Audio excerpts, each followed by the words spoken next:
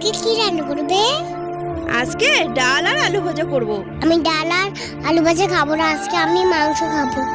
কি মাংস? শোনা, মাংস কেনার টাকা আমার কাছে নেই। আমি মাংস খাবোই।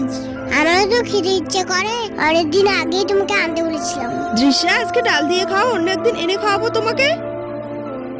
না, তুমি যদি চিকেন নিয়ে না আসো তাহলে আমি ভাতই খাবো না, দেখো আমি কি করি।